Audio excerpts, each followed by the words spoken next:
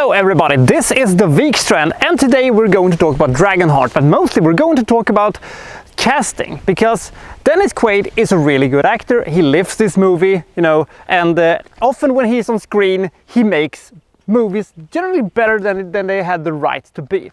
But originally they wanted Liam freaking Neeson to be Bowen, aka the Knight, and Universal balked at the idea, thinking they wouldn't take Liam Neeson seriously in an action movie. But 25 years later, that statement does not hold that much water. Hello everybody, this is the Vikstrand, and unfortunately I'm gonna have to pull you from that very nice location, oh stunt double of mine, because your camera equipment, your microphones, they might not survive the rain and the winds and, you know, the wetness of, you know, that thing. Unlucky with the weather. It sucks, but we're gonna have to do the rest thing in the purple room. So this is Dragonheart.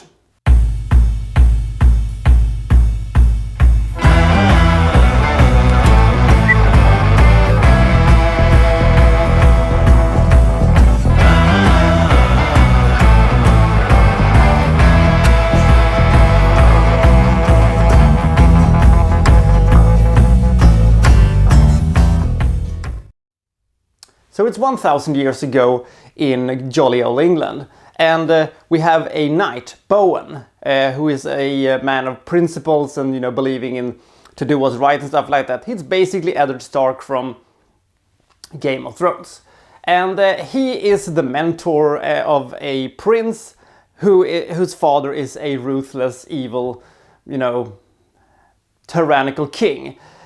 But Bowen hopes that the son will not do the same thing as his father, you know, by being an asshole. However, the asshole king has a problem on his hands now. He has a peasant rebellion and an uprising. Peasant rebellions, they're awesome! But during the battle with the peasants, the king is killed, and a peasant girl that would grow up to be Dina Meyer mortally wounds the prince, and he's now dying. What to do in this situation? They seek out a dragon, and the dragon says that he can heal the prince if he promised to, you know, be a just ruler and, you know, be merciful and be, you know, a good king and stuff like that. And the boy of course agrees, and so the dragon places half of its heart in the human heart. One thing I've always found a little troublesome with this movie is he's supposed to give half of the heart to the prince. Now, a creature the size of this thing should have a humongously big heart. So, how is it going to fit? Couldn't they just have said a piece of my heart? But I think it is half of his heart. I'm not entirely sure, but I think that was the case. And I've always been a little bit, huh? How the hell does that work? But we're getting sidetracked. So how does the prince react, you know, being alive and healthy and having a part of a dragon's heart in his own heart? Well, by being a big dick, of course, and enslaving the entire town which rose up against him and his father, and, you know, forcing them to build castles and being a big, you know, King Joffrey-like king with the same haircut as Shruga from No Country for Old Men. And this, of course, leaves Bowen, who was against the entirety of the curing a man with the dragon hearts thing, a little bit, oh crap. And he doesn't blame the prince for any of this. He blames the heart. He thinks that the dragon's heart was the thing that corrupted him and made him evil. So now he has a goal in life, to rid the world of dragons. These foul beasts has no right to live anymore because they're in danger and stuff like that. And he goes on a rampage for the next 12 years, I think it was, trying to simply, you know, kill all dragons. One day he comes across a dragon voiced by Sean Connery. The dragon claims that he is the last dragon and argues that it is a bad idea to kill me, because if you kill me, then you'll be out of a job. Dragon slayers have jobs? You know, with sick leaves and stuff like that? How the hell does that work? Yeah, this is Bowen.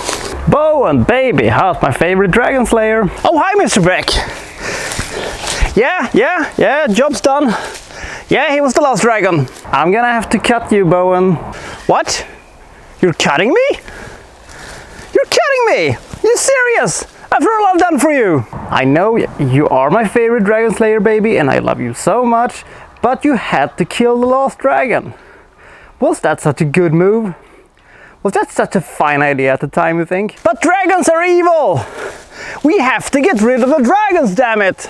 I know that they're evil, I know they need to be destroyed, but we talked about this at the last board meeting. Supply and demand.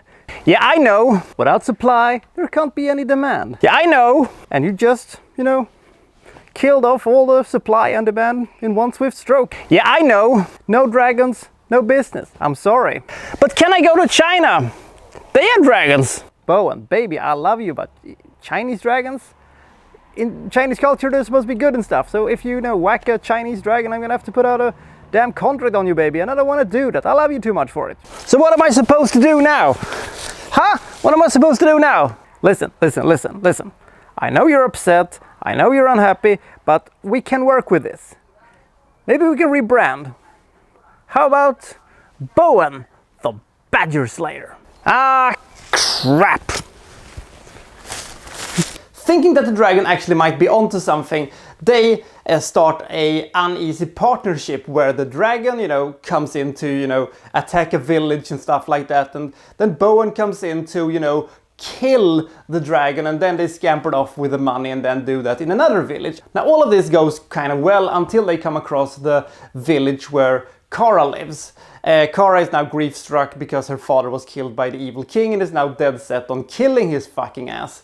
And she sees right through the charade of them, and but instead of killing them and stuff like that, she thinks that maybe Drago can help them bring down the king. The king, of course, is being all dickish and stuff like that, and now he also brought in dragon slayers to get rid of this dragon once and for all, who was threatening him. And are they going to be able to get rid of the evil king? Or is he going to be able to, bounce back and become a good king again? Is it the heart that is corrupting him, or is he just an asshole? And will, Sean Connery be truly the last dragon? Will the Dragon Slayers kill him, or will it become, a peace between the humans and the dragons? Time will tell. This is, of course, Dragonheart. Now, when Dragonheart came, I wasn't too hyped about it. I loved the idea before I saw, the first pictures.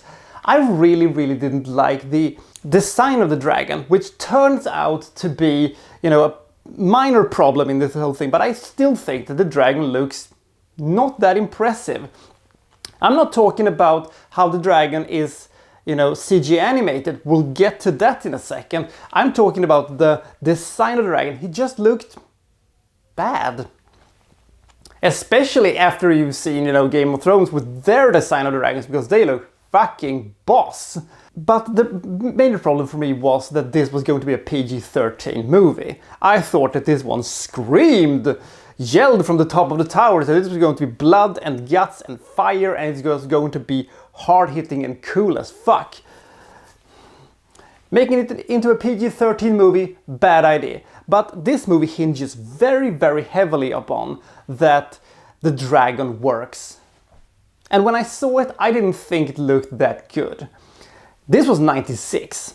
25 years of improvement in computer graphics hasn't been kind to this movie, oh boy. Especially the emerging from the water sequence. Look at that. Look at that fucking thing. Look at that thing. It looks terrible. You hate to see it. After a while you get a little bit more used to how shitty this dragon looks, but it is still a bit distracting. This is, this is the entire selling point of this movie. The dragon has to work. If the dragon doesn't work, your movie in a sense doesn't work. It is saved partially by the fact that Sean Connery is such an amazing screen presence, but it isn't a great job. Anyway, the story, however, I have no problems with it. I think the story is great. It's a classic sort of fairy tale fantasy thing. I'm just a little bit bummed out by that we didn't get more with the Dragon Slayers. They are fucking awesome. Dennis Quaid is good. He's always good, and he always lifts movies that he is in. I always believe Dennis Quaid when he's on screen, because he feels like he can play sort of anything. He's like a chameleon, he's like Kurt Russell. Dina Meyer is pretty okay, and Pete Postlewaite is pretty okay, and we have a couple of other characters that is sort of okay, but this is mostly Connery's movie, even though it doesn't have that much screen time actually, but he just makes such a big presence to him. The battle sequences, they're pretty good. And I think that, you know, the castles and all this stuff looks pretty okay. I didn't like the fact that we're going into all of this King Arthur legend kind of a thing to tie into this movie. It felt like a little bit of why? Seems unnecessary to me, in my opinion. So, the movie, however, can bounce back with a very satisfying third act and a very good ending. I love this ending. Now, this is a good movie. This is a good fantasy movie. It's pretty simple. It never overcooks anything or tries to, you know, do too much stuff or involve too many side plots into this thing. It's a pretty straightforward movie, and it isn't too long. It just has the wrong rating and pretty terrible dragon effects. Not as terrible as, let's say, In the Name of the King 2 and In the Name of the King 3, but that's a very low bar to be able to climb. You can basically fall over it. Now, will I recommend this movie? Yes, I will. I have not seen the sequels they have done. They have made a ton of these things. I was blissfully unaware of it. But it feels a bit like making sequels to the Highlander movies. It's a dumb idea from the start and you shouldn't do it. If you like fantasy movies, this is a good movie. If you like sort of these medieval action movies, it's good. It has moments in it that is really, really impressive and actually has, you know, an actually pretty okay emotional impact. But if you're the slightest allergic to, you know, dragons and castles and knights and stuff like that, it is not that impressive. Could this movie have been saved ultimately by an R rating? My opinion is yes. Yes, I think it actually could have been saved by that. They still would have had a shitty dragon, but it would have been so much more impactful. It would have been so much more hard-hitting, and I honestly think it could have been pretty awesome. But we're stuck with what we're stuck with, and I'm gonna have to deal with it. Sometimes they're able to break the shackles of all of these cliches that they're stuck with and can actually present some actual emotional sequences that actually kind of works. And the battle sequences are not fantastic, but pretty okay. And the story, I like it a lot. I give this movie 58 points. The laughable dragon aside, sometimes you just need to have a satisfying ending without any cop-outs to combat any form of apathy you have for the movie, you know, because of the terrible CGI and slightly clunky dialogue. And I think this movie is kind of good actually. So I'll see you next time from Well So and So reviewing Well Such and Such. Thank you for watching. Thank you very much.